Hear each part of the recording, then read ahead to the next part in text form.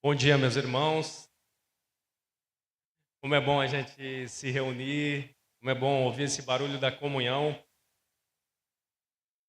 E quem está aqui é corajoso demais, né? Porque deve estar uns 50 graus aqui hoje. Mas estamos felizes porque o Senhor tem nos abençoado, o Senhor tem ministrado ao nosso coração. Irmãos, como foi ministrado aqui, tá, tá muito abaixo. Nós temos muitos motivos para agradecer a Deus, né? Cada um de nós. E eu quero trazer pelo menos 3 motivos de agradecimento hoje, nessa manhã, para a igreja, e de algo que Deus tem feito, né, no nosso meio. Agradecer a Deus, primeiramente, pelas famílias que o Senhor tem enviado para cá, né? A gente sente cada despedida, né, dos irmãos, a gente sabe o contexto da nossa igreja, que é uma igreja onde passam muitos irmãos vindo da Marinha, vindo também para estudar na FURG, mas nós também temos a alegria como igreja de receber novas famílias. Então, quero louvar a Deus por isso. Quero louvar a Deus também pela vida do Pedrinho, né, que é o neto ali do Paulo, filho do Lucas e da Renata. Ele esteve doente no hospital, teve um tempo internado com coqueluche. E, irmãos, teve vários momentos de apneia, né, os pais ficaram muito apreensivos com a saúde dele.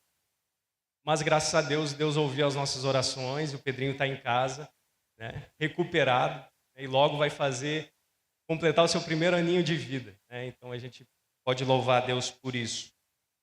E agradecer também pelos nossos adolescentes que foram para o acampamento para adolescentes, o APA, né? Agradecer pela vida deles, a gente sabe o quanto Deus tem ministrado ao coração deles naquele tempo que Deus preparou. E pedir para os irmãos lembrarem de orar pela viagem de retorno dos irmãos, né? Eles foram em 2 carros, o pastor Léo foi em um carro, o Guilherme em outro e levou os adolescentes. Então vamos estar orando aí também pela viagem de retorno deles, que o Senhor possa guardar.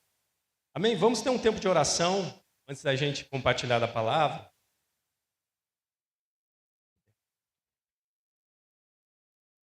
Vamos aproveitar para levar os nossos pedidos a Deus, agradecer mais uma vez a Ele e também interceder pelos nossos irmãos. Som. Esse aqui está melhor. Vamos orar?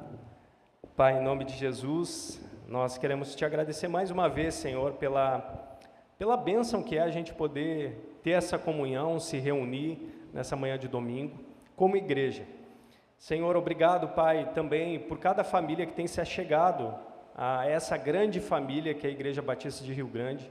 Ó Deus, e o tanto que o Senhor tem nos abençoado e fortalecido através da vida dos irmãos. Pai, eu quero te agradecer também pela vida do Pedrinho, Senhor. Obrigado, Pai, porque o Senhor é fiel e a Tua palavra diz que a oração de um justo pode muito em seus efeitos. E nós cremos, ó Pai, no Deus que ouve a nossa oração, no Deus que responde a nossa oração. Obrigado por restaurar a saúde do Pedrinho, obrigado por cuidar também do coração de todos os familiares e amigos nesse tempo. E Pai, eu quero agradecer ao Senhor também pela vida dos nossos adolescentes, Pai, também os líderes dos adolescentes, por todos aqueles também que têm investido, ó Pai, recursos para abençoar esses adolescentes, para eles poderem estar sendo ministrados nesse tempo. Que o Senhor continue falando ao coração deles nesse último dia de retiro e também guarda, Pai, eu te peço, o retorno deles para cá, traz eles em segurança, livra eles de todo o mal. É o que nós pedimos em nome de Jesus. Amém. Amém. Meus irmãos, vamos compartilhar da palavra de Deus. É uma alegria muito grande poder expor as Escrituras aqui. Nesse texto aqui que é tão conhecido nosso, mas que ao mesmo tempo tão necessário, né? Esse texto Deus já havia trazido ao meu coração há um tempo, mas quando eu me deparei com ele, algo novo surgiu e eu quero compartilhar com os irmãos, e também o meu desejo é que o Senhor possa ministrar ao teu coração nessa manhã. Então, nós vamos para o texto de Lucas, capítulo 14, do verso 25 até o 35. E o texto de hoje vai falar sobre o preço do discipulado. O custo de seguir a Jesus, né? Seguir a Jesus demanda um custo da nossa parte, demanda uma entrega. Nós vamos ver com a palavra de Deus o que ela tem a nos ensinar nessa manhã. Lucas 14, do verso 25 até o 35, eu vou estar lendo na versão NVI. Os irmãos podem acompanhar também na projeção. Diz o seguinte: uma grande multidão ia acompanhando Jesus, e este, voltando-se para ela, disse: se alguém vem a mim e ama o seu pai, sua mãe, sua mulher, seus filhos, seus irmãos e irmãs, e até a sua própria vida mais que a mim, não pode ser meu discípulo. E aquele que não carrega a sua cruz e não me segue, não pode ser meu discípulo. Qual de vocês, se quiser construir uma torre, primeiro não se assenta e calcula o preço, para ver se tem dinheiro suficiente para completá-la? Pois se lançar o alicerce e não for capaz de terminá-la, todos os que a virem rirão dele, dizendo: esse homem começou a construir e não foi capaz de terminar. Ou qual é o rei que, pretendendo sair à guerra contra outro rei, primeiro não se assenta e pensa se com 10.000 homens é capaz de enfrentar aquele que vem contra ele com 20.000. Se não for capaz, enviará uma delegação, enquanto o outro ainda está longe, e pedirá um acordo de paz. Da mesma forma, qualquer de vocês que não renunciar a tudo o que possui, não pode ser meu discípulo. O sal é bom, mas se ele perder o sabor, como restaurá-lo? Não serve nem para o solo, nem para adubo, é jogado fora. Aquele que tem ouvidos para ouvir, ouça. Amém? Até aí, a palavra de Deus para nós. Irmãos, vai ser projetado aí para você, em breve, o preço do discipulado. Irmãos, a gente precisa entender que existia uma multidão seguindo Jesus. E essa multidão, como você vai ver, ela tinha as motivações das mais variadas. Alguns estavam seguindo Jesus porque foram curados, outros seguiam Jesus porque achavam que ele ia tomar o poder de Roma e se instituir como um representante político, um salvador político. Outros estavam seguindo Jesus porque gostavam de ouvir as palavras dele. E outros também estavam com a motivação certa, estavam entendendo que ele era o Filho de Deus. Só que Jesus, pode deixar nesse slide, Jesus ele resolveu mostrar as entrelinhas do contrato de seguir a ele. Sabe aquelas linhas pequenas de um contrato, os termos e condições, que a gente só passa o olho e não lê, mas aí a gente já passa lá para o aceitar e continuar, né? Então Jesus, ele olha para aquela multidão, e ele olha, e num anticlímax, num plot twist do roteiro ali, né, um negócio totalmente inesperado, Jesus vai olhar e vai dizer: tem muita gente me seguindo aqui, tem muito evangélico me seguindo aqui, não é possível. Se fizesse um censo lá naquela época, ia dizer que tinha mais ou menos 52% da população de evangélicos. E eu não estou falando do Brasil. E Jesus olha e fala: não, tem muito evangélico me seguindo. Porque, irmãos, hoje em dia, quando a gente fala evangélico, é um negócio complicado. Porque, recentemente, um estudo sociológico no Rio de Janeiro mostrou que até os traficantes se autodenominam evangélicos. Então, ser um simples seguidor de Jesus, um evangélico nominal, é uma coisa. Agora, ser um discípulo de Jesus é muito diferente. E Jesus olha para aquela multidão e ele dá uma espécie de filtrada ali. Ele mostra os termos e as condições do que é realmente assumir um compromisso com Jesus. E ele vai delimitar muito bem o preço que existe para ser um discípulo dele. A oferta da graça, ela se estende a todos, mas existe um custo. para se tornar discípulo de Jesus. O mesmo evangelho que fala de bênção, o mesmo evangelho que fala de misericórdia, de perdão de Deus, é o mesmo evangelho que fala de vida crucificada, de renúncia, de acolher o sofrimento como parte da nossa jornada. É o mesmo evangelho que nos leva a gente encarar com seriedade essa decisão que a gente tomou por Cristo. Então, a gente vai ver adiante que o discipulado com Jesus requer exclusividade. Jesus vai falar que aquele que vai até Ele, só que tem um amor maior por qualquer outra coisa que não seja Ele, não pode ser discípulo dele. Jesus, em algumas versões, está escrito que aquele que não aborrecer pai, mãe, filhos, enfim, esse aborrecer significa amar menos, né? Se você não ama menos essas coisas aqui, dessa terra, que Deus nos proporciona ter e viver, e não ama mais a Cristo, você não pode ser discípulo dele. Então, o discipulado requer exclusividade.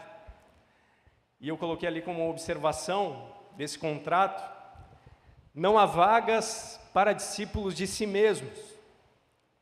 Hoje em dia existem muitos discípulos de si mesmos. Por quê? Você vai ver projetado aqui um texto que descreve a época que nós vivemos. Está lá em 2 Timóteo 3, do 1 ao 5, diz: saiba disso, nos últimos dias sobrevirão tempos terríveis. Os homens serão egoístas, avarentos, presunçosos, arrogantes, mais amantes dos prazeres do que amigos de Deus. Então a gente vive numa época em que os discípulos de si mesmos, que colocam o seu ego, o seu eu no trono da sua vida, que são comandados pela sua própria vontade, está repleto disso, né? E aí a gente pega as pregações dos coaches hoje em dia, as pregações motivacionais dos evangelistas hoje em dia, em que tudo é aceito, né? Tudo é tão fácil, eles falam aquilo que a gente quer ouvir, eles só falam de bênção, só falam de coisas que a gente vai conquistar aqui nessa terra, eles não falam de renúncia. E esse discurso do coach, que ocupa um púlpito para misturar com a palavra de Deus, essa mistura, ela produz discípulos de si mesmos. Então, esses discípulos de si mesmos, casa muito bem esse discurso com esses que são amantes de si, que só querem o conforto. Irmãos, se a gente olhar para o nosso tempo, se a gente, em algum momento da nossa vida, duvidou que o mal existe, que as trevas existem, é só olhar para esses coaches, é só olhar para esse evangelho misturado e tu vai ver que isso tudo é estratégia do inimigo. Por quê? Porque o inimigo das nossas almas, ele não está preocupado se você frequenta uma igreja ou não. Ele vai estar preocupado se você tem compromisso sério com Jesus, se você é um discípulo de Jesus. Porque o discípulo de Jesus, ele incomoda as trevas. O evangélico nominal, não. O frequentador de igreja, não. Ele não incomoda. Então, o inimigo, ele não se importa se você esteja só frequentando uma igreja, desde que você não entenda o preço do discipulado. Irmãos, e adiante, a gente vai perceber, quando a gente começa a se questionar e ver essas multidões seguindo a Jesus, que muitos seguidores de Jesus não amam Jesus. Eles amam a experiência que estar num contexto de igreja pode proporcionar para eles, porque eles ainda são discípulos deles mesmos. Eles amam ouvir bons louvores, ouvir um bom sermão. Eles dizem buscar a Deus, quando na verdade eles estão buscando conforto e bem-estar para si mesmos. E a igreja dos nossos dias está cheia de gente assim. Sabe que existe um pastor norte-americano, Francis Chan. Ele foi pastor em São Francisco, agora ele está com o movimento de igreja nas casas. E ele escreveu um livro que se chama Cartas à Igreja, e eu recomendo com muita ênfase esse livro. E ele narra uma viagem que ele fez até a China, na igreja perseguida da China. E os irmãos, eles não entendiam praticamente nada de teologia, de calvinismo, livre-arbítrio, essas coisas, nada, que a mente ocidental valoriza tanto. Mas eles só sabiam que eles receberam do amor de Jesus e que eles precisavam compartilhar desse amor. E eles ficavam tristes de não poder ter um lugar para se reunir, então eles faziam de tudo para poder se reunir nas casas, de maneira escondida, porque o governo perseguia eles. E quando esse pastor, o Francis Chan, ele começa a contar como é que era a igreja no Ocidente, como é que era a igreja norte-americana, para os irmãos da China, os irmãos começaram a rir, mas rir descontroladamente. E ele disse que se sentiu como se fosse alguém que estava fazendo um stand-up comedy. Por que eles riam? Porque ele falou que as pessoas elas vão às igrejas buscando pessoas que as sirvam, elas vão buscando conforto, elas vão buscando um ministério infantil muito bom, que sirva os meus filhos, elas vão buscando um louvor bom, uma pregação que elas consideram boas, e se elas não gostarem, elas trocam de igreja. Imagina os irmãos que comprometem toda a vida, imagina os irmãos lá da China, da igreja perseguida, que entregaram tudo para Jesus, que sabem que a qualquer momento podem ser mortos por causa da sua fé em Jesus, ouvindo o que o Ocidente fez com a igreja de Jesus. Quando a gente olha para a igreja de Atos, lá em casa a gente está lendo o livro de Atos em família, a gente vê muita beleza, irmãos, porque era como a igreja deveria ser. Os irmãos na simplicidade, se reunindo, compartilhando de tudo que tinham, vivendo como uma família. Então, esse é o propósito de Deus. Que a gente esteja na comunhão com a motivação correta, que a gente compreenda o custo de seguir a Jesus, mas sabendo que nós não estamos sozinhos. Meu amor ministrou aqui, nós temos uma família, a família de Deus, e nós podemos caminhar juntos. Queridos, deixa eu perguntar para vocês, você já calculou o custo de seguir a Cristo? Você já calculou, se assentou, parou e pensou na decisão que você tomou para a sua vida? Você entende que seguir a Jesus pode te custar tudo? Talvez nessa vida confortável que a gente leve, não esteja custando nada. Mas o chamado para seguir a Cristo é para entregar tudo a Ele. Em João 6, como você vai ver projetado, diz o seguinte, eu coloquei alguns versículos, que o capítulo é muito grande, mas a gente consegue entender um pouco do que estava se passando ali. Também existia uma multidão que estava perto de Jesus, e ele vai falar, a verdade é que vocês estão me procurando não porque viram os sinais miraculosos, mas porque comeram os pães e ficaram satisfeitos. Jesus lhes disse, eu lhes digo a verdade, se vocês não comerem a carne do Filho do Homem e não beberem o seu sangue, não terão vida em si mesmos. Jesus está falando de um comprometimento total, que ele se entregaria pelos discípulos. Ao ouvirem isso, muitos dos seus discípulos disseram, dura essa palavra, quem consegue ouvi-la? Sabendo em seu íntimo que os seus discípulos estavam se queixando do que ouviram, Jesus lhe disse, isso os escandaliza? Daquela hora em diante, muitos dos seus discípulos voltaram atrás e deixaram de segui-lo. Jesus perguntou aos 12, vocês também não querem ir? Simão Pedro lhe respondeu, Senhor, para quem iremos? Tu tens as palavras de vida eterna. Então, chega nesse momento da vida que a gente precisa entender que o chamado ao discipulado, que essa entrega a Jesus, ela é aquilo, a única coisa que pode nos saciar, nos completar a nossa alma. Nenhum relacionamento, nenhum outro amor aqui da terra pode completar a sede que nós temos. Somente Jesus, somente nesse relacionamento com Ele, nesse comprometimento de toda a nossa vida com Ele. Só tu tens as palavras de vida eterna, disse Pedro. Irmãos, existem muitas torres, eu coloquei ali, muitas torres inacabadas por aí. Eu gostaria que você lesse o verso 28 comigo de novo, que vai falar, Jesus vai trazer esse exemplo aqui, de um homem que estava querendo fazer uma construção, querendo construir uma torre, né? E ele precisava fazer o cálculo daquilo para ver se ele teria dinheiro para completar a construção que ele iria fazer. E ele diz: qual de vocês, se quiser construir uma torre, primeiro não se assenta e calcula o preço, para ver se tem dinheiro suficiente para completá-la? E eu trago aqui que existem muitas torres inacabadas por aí.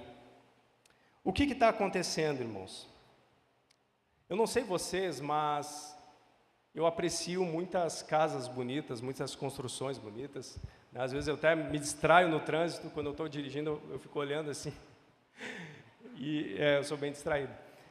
E o que acontece? Não existe nada mais feio do que ver uma construção abandonada. Não existe nada mais feio do que ver uma obra inacabada, um prédio pela metade, uma casa que não conseguiram terminar. Quando eu digo que existem muitas torres inacabadas por aí, o que eu quero dizer com isso? Que existem muitos evangélicos ou muitos seguidores de Jesus que não são praticantes da palavra. Porque assim como aquele homem que planejou construir a torre, mas viu que não teria o valor para completar a construção, quando passaram pela torre, que ele não acabou, começaram a zombar dele, o seguidor de Jesus, que não é completamente comprometido com Jesus, que não é praticante da palavra de Deus, ele se torna motivo de zombaria para os outros. Quando as pessoas olham, elas veem escândalo, elas veem motivo de zombaria. E não vão zombar dessa pessoa, vão zombar do nome que ela carrega. Vão zombar de Jesus, né? Então, por isso, que a palavra vai dizer que aquele que ouve a palavra e não pratica é igual àquele que constrói a sua vida como se estivesse construindo um castelinho de areia. Como se estivesse construindo um castelo de cartas. A vida dessa pessoa é uma farsa. Tiago vai nos dizer: sejam praticantes da palavra e não apenas ouvintes, enganando-se a si mesmos. Então, existem muitas torres inacabadas por aí, que trazem zombaria para o nome de Jesus. Ser um praticante da palavra envolve fazer renúncias. Talvez essa palavra não seja tão popular, mas ela é presente no Evangelho do início ao fim. Renúncia. Renúncia. A gente sabe que, pelas pesquisas, que no Irã, que é um país fechado para o Evangelho, no ano de 2019 foi o país que a igreja mais cresceu, mesmo sendo a igreja perseguida. Por quê, irmãos? Porque lá para os irmãos do Irã, quando a pessoa ela quer aceitar a Cristo, se reúnem nas casas, né, de maneira escondida, mas quando a pessoa se converte a Jesus, o líder da igreja nas casas, ele chama essa pessoa para perto e ele se assenta e começa a calcular o custo do discipulado, o custo de seguir a Jesus. Então ele vai falar para aquela pessoa: ó, tu tem certeza da decisão que tu está tomando? Tu sabe que tu pode perder a tua casa, tu sabe que tu pode ser executado, tu sabe que eles podem prender a tua família porque você confessou a Jesus, sabe que, na pior das hipóteses, você vai se tornar um escravo fabricando tijolos. e esse líder da igreja nas casas chama o irmão e fala isso. E aquela pessoa fala: eu sei, eu estou ciente dos termos e das condições, e eu quero entregar tudo para Jesus. Jesus me deu uma nova vida, eu quero entregar tudo para Ele. Então aquilo que a gente chama de processo de santificação, que leva a vida toda, para os irmãos da igreja do Irã é um pré-requisito para entrar na igreja. Muitas vezes a gente pensa que a gente vai levar um processo de longo prazo, um processo de uma vida toda para decidir se a gente vai entregar e se entregar totalmente a Deus ou não. Mas para esses irmãos aqui, eles já entregam tudo logo de início. Fala: Jesus, tudo é teu, eu já morri, a minha velha vida já morreu, agora não sou eu mais quem vive, é Cristo que está vivendo em mim, e eu quero fazer a vontade de Jesus. Eles já entregam tudo de início. Isso seja um incentivo para mim e para você, a nos entregarmos a Jesus. Nos entregarmos e sairmos dessa vida confortável que a gente vive, e entregar tudo para Ele. Renúncias, irmãos. Nós só faremos as renúncias necessárias na nossa vida, quando nós entendemos que a graça de Deus é valiosa. Olha comigo o texto de 1 Pedro. O texto de 1 Pedro 1,17 diz o seguinte: uma vez que vocês chamam de Pai aquele que julga imparcialmente as obras de cada um, porte-se com temor durante a jornada terrena de vocês, pois vocês sabem que não foi por meio de coisas perecíveis, como prata ou ouro, que vocês foram redimidos da sua maneira vazia de viver, que lhes foi transmitida por seus antepassados, mas pelo precioso sangue de Cristo, como de um cordeiro sem mancha e sem defeito. Pedro está falando para os irmãos aqui que o preço que foi pago para o nosso resgate foi alto demais. Não considerem a graça de Deus como algo sem valor. O apóstolo Paulo em Tito vai reforçar essa ideia quando ele fala que a graça de Deus se manifestou salvador a todos os homens, e essa graça, no próximo slide, essa graça, ela nos ensina a renunciar. A graça de Deus nos ensina a fazer renúncias por amor de Jesus. Renunciar o quê? A impiedade, às paixões mundanas, e a viver de maneira sensata, justa e piedosa, enquanto a gente aguarda o retorno de Cristo. Então, a graça de Deus, ela é valiosa demais, e quando a gente consegue entender que a graça de Deus é valiosa para nós, a gente consegue abrir mão de alguma coisa na nossa vida, por amor de Jesus. Sabe, um teólogo da Alemanha, próximo slide, ele cunhou o termo graça barata, né? Esse teólogo é o Bonhoeffer.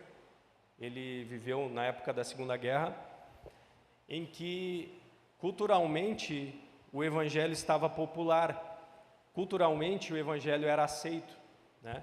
A igreja apoiou o Estado, inclusive, uma parte dela apoiou, né, naquela época de guerra, e ele cunhou esse termo graça barata. E a graça barata é a graça que concede perdão sem o arrependimento. É uma graça sem a renúncia, é uma graça sem cruz, é uma graça sem a morte do velho eu. Deixa eu te perguntar, a graça tem algum valor para ti? Ou ela é uma graça barata? Ou ela é uma graça, um favor de Deus que já está culturalmente aceito e você trata como qualquer coisa? Nós só faremos renúncias, nós só abriremos mão de alguma coisa por Cristo, se a graça de Deus for valiosa para nós. Se a gente entender que o amor de Deus revelado em Cristo foi através dele um preço muito alto pago para a nossa redenção, então a gente vai poder renunciar àquilo que nos atrapalha, a gente vai poder pagar o preço do arrependimento. E o arrependimento é uma das marcas do verdadeiro cristão, porque não basta se arrepender uma vez, mas a gente precisa estar em constante arrependimento, pagar o preço de romper com relacionamentos que te afastam de Deus. Se a graça de Deus é valiosa para ti, nenhum outro relacionamento vai poder competir com esse amor que tu vai dedicar para Jesus. O preço de cortar fora da tua vida os pecados de estimação,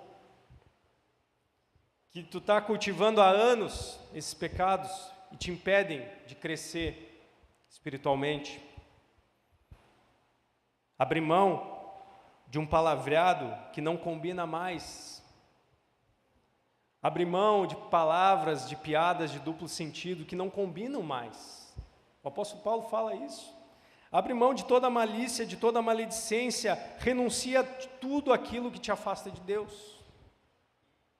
Se a graça de Deus tem valor para ti, tu vai conseguir abrir mão.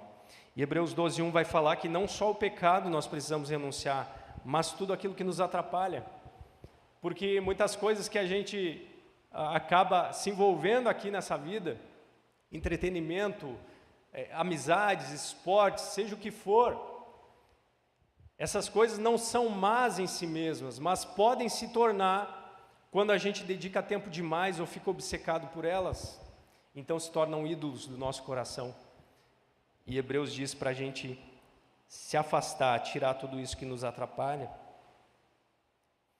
E eu gostaria de continuar no texto, indo para o segundo exemplo que Jesus dá aqui, que ele está reforçando, né, que aquele que não renuncia a tudo não pode ser o seu discípulo. Agora ele vai dar um exemplo de um rei que planeja ir para a guerra. No verso 31, acompanhe comigo. Ele vai dizer: qual é o rei que, pretendendo sair à guerra contra outro rei, primeiro não se assenta e pensa se ele vai ter gente, se ele vai ter contingente para atacar o outro rei que vem contra ele? Eu quero trazer aqui uma aplicação direta, pegando o exemplo desse rei, uma aplicação direta para as nossas vidas, algo que Deus me mostrou nesse texto. Irmãos, o rei e a guerra espiritual nos fala que, diferentemente desse rei aqui que estava planejando, vendo qual era o contingente que ele tinha, para ver se ele ia guerrear ou não, para ver se ele poderia fazer um acordo de paz ou não, nós estamos também numa guerra espiritual.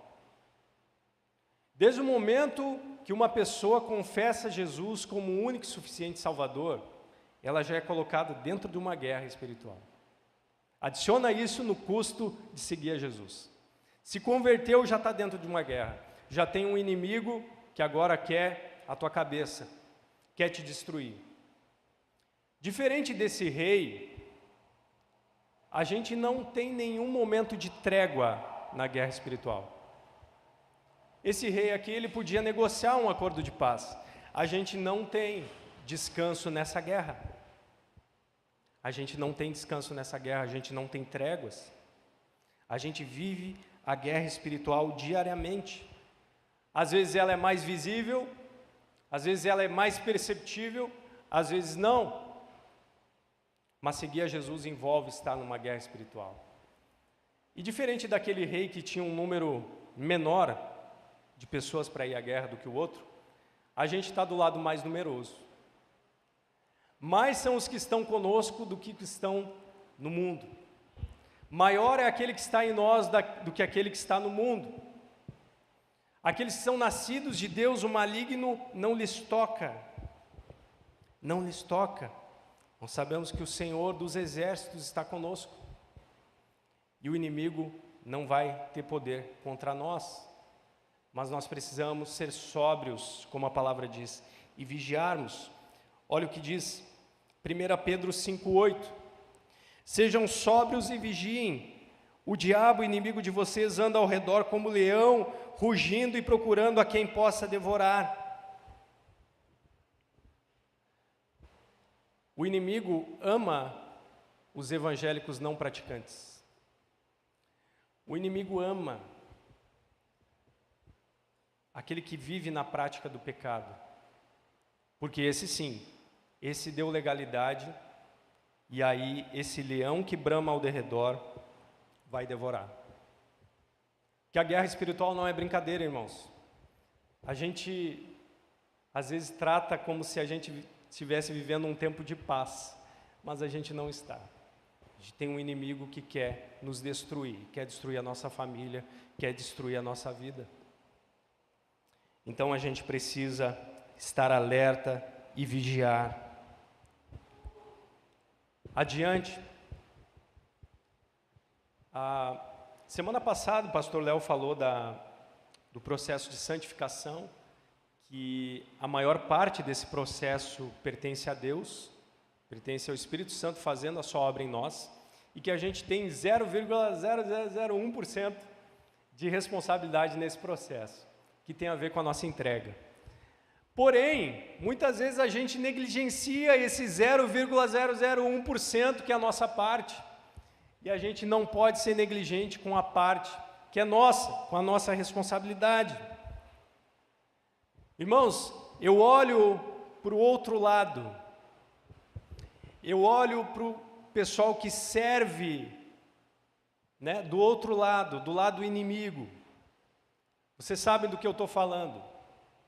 No início do mês a gente teve uma peregrinação aqui na nossa cidade, que todas as vezes que a gente passava de carro, a gente estava com as crianças, tinha que explicar para elas, né, o que estava acontecendo.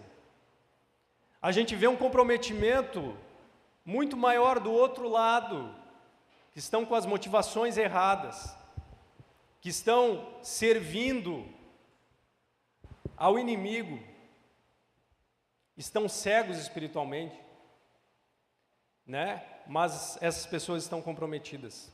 Essas pessoas se abstêm de alimentos, essas pessoas fazem peregrinações pelos motivos delas, motivos errados, mas elas estão comprometidas.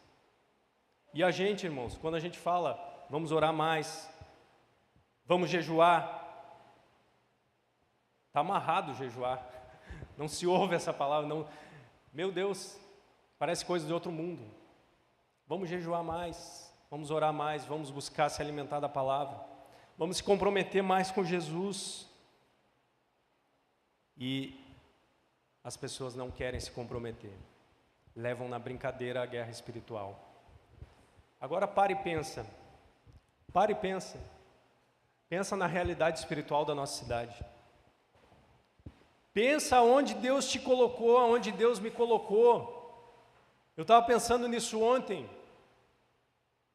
Irmãos, não é brincadeira, a gente está no meio do vespeiro. A gente está no meio. E será que a gente vai levar na brincadeira a guerra espiritual? Será? A resposta está com cada um de nós. A palavra de Deus vai nos dizer, lá em Efésios 6, está projetado aí para você. Finalmente, fortaleçam-se no Senhor e no seu forte poder. Vistam toda a armadura de Deus para poderem ficar firmes contra as ciladas do diabo, pois a nossa luta não é contra as pessoas, mas contra os poderes e autoridades, contra os dominadores desse mundo de trevas, contra as forças espirituais do mal nas regiões celestiais. A palavra de Deus está dizendo, existe um poder, e a gente precisa se fortalecer com esse poder que vem de Deus. Se a gente não se fortalecer, a gente é uma presa fácil para o inimigo. Então, seguir Jesus, ter o entendimento do custo do discipulado é entender que a guerra espiritual é real, que a gente precisa se armar até os dentes, irmão, vestir toda a armadura de Deus que está à nossa disposição.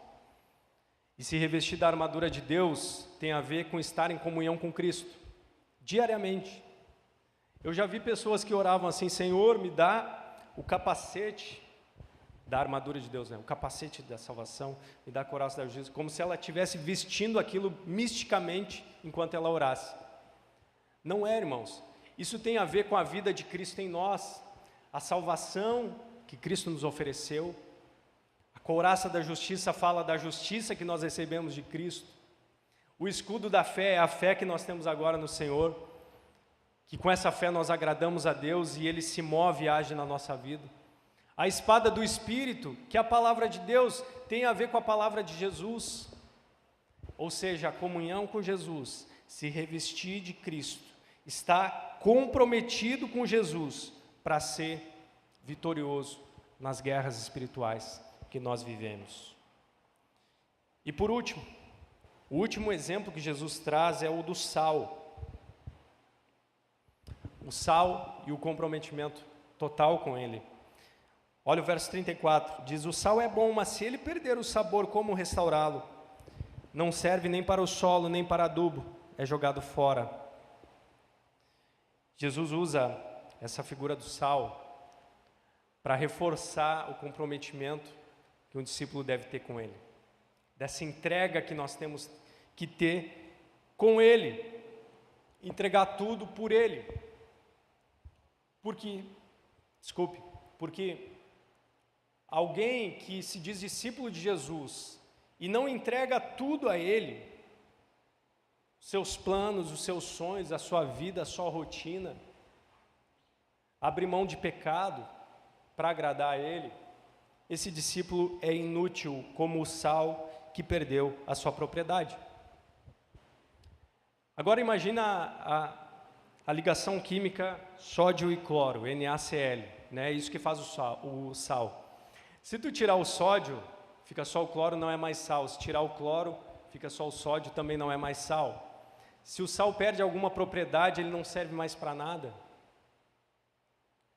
Falar de um discípulo de Jesus que não é totalmente comprometido é uma contradição. É a mesma coisa falar assim: eu sou cristão, mas eu não perdoo. É uma contradição? Como assim? Tu é fruto do perdão de Deus, só está vivo porque Jesus te perdoou? Como assim tu não perdoa? Então, o discípulo que não se compromete, ele é uma contradição em si mesmo. Verso 33 diz: da mesma forma, qualquer de vocês que não renunciar a tudo que possui, não pode ser meu discípulo. João 15, para nós encerrarmos, vai dizer: permaneçam em mim e eu permanecerei em vocês. Nenhum ramo pode dar fruto por si mesmo, se não permanecer na videira. Vocês também não podem dar frutos se não permanecerem em mim. Eu sou a videira, vocês são os ramos. Se alguém permanecer em mim e eu nele, esse dá muito fruto, pois sem mim vocês não podem fazer coisa alguma. Nós não temos vida espiritual em nós mesmos. Assim como um ramo cortado da videira não tem vida em si mesmo. Nós dependemos da vida que flui da videira, da vida que flui de Jesus. Se coloque em pé, vamos pensar um pouco. Como está o teu comprometimento com Cristo? Será que você já parou para pensar nos custos que a decisão por Jesus demanda? Será que você pode dizer igual o apóstolo Paulo, lá em Gálatas: não sou mais eu quem vive, mas Cristo está vivendo através da minha vida. Eu ganhei um tempo emprestado. Jesus me deu tempo agora que eu conheci a Ele para viver para Ele, para os interesses dEle. Será que a gente pode dizer isso? Será que tu já chegou nesse momento da tua vida que tu decidiu entregar toda a tua vida, render tudo ao Senhor? Um discípulo que não entrega tudo não é útil para o que Deus quer fazer.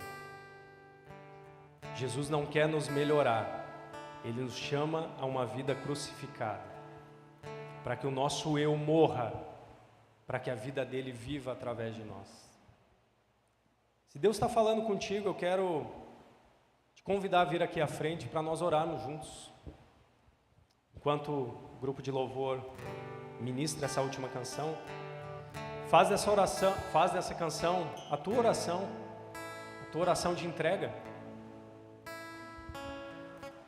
Se tu quer entregar tudo a Jesus, teus sonhos, teus planos, tua vida, e dizer: Senhor, eu não quero ser mais o Senhor de mim mesmo, eu quero que o Senhor mande, eu quero que o Senhor faça o que precisa ser feito. Fique à vontade para sair do seu lugar e vir orar aqui junto.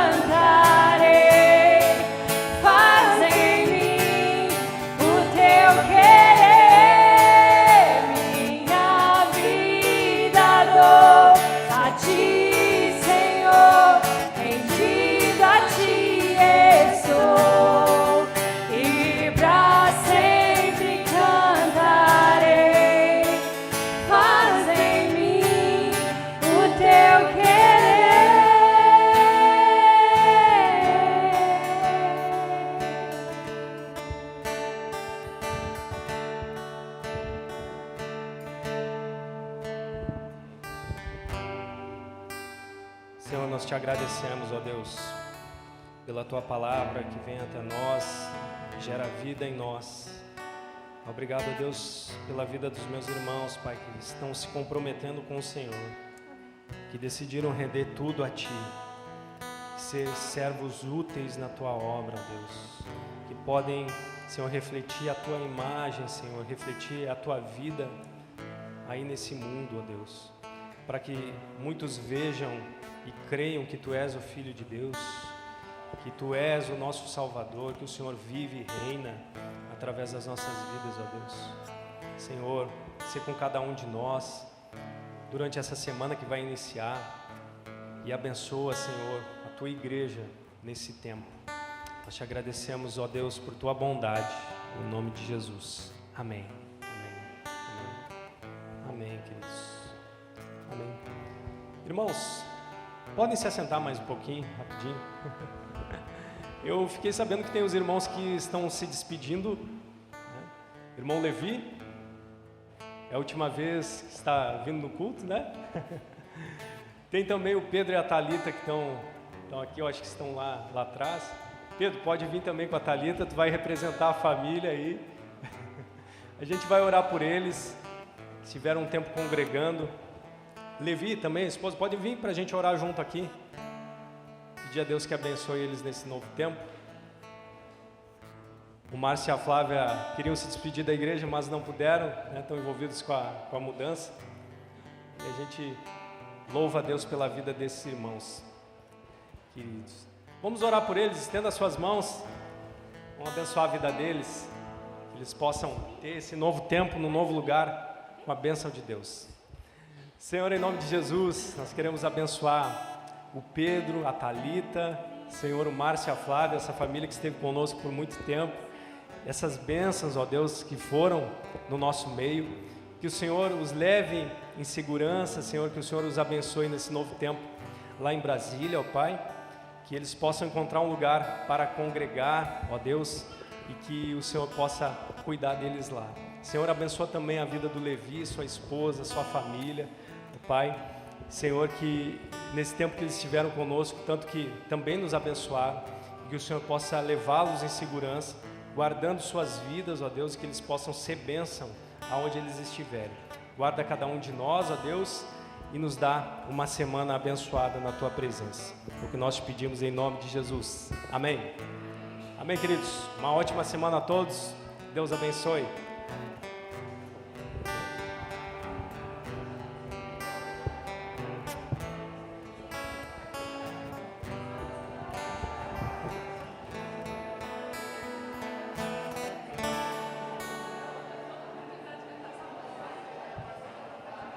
Se eu achar ela nos próximos minutos.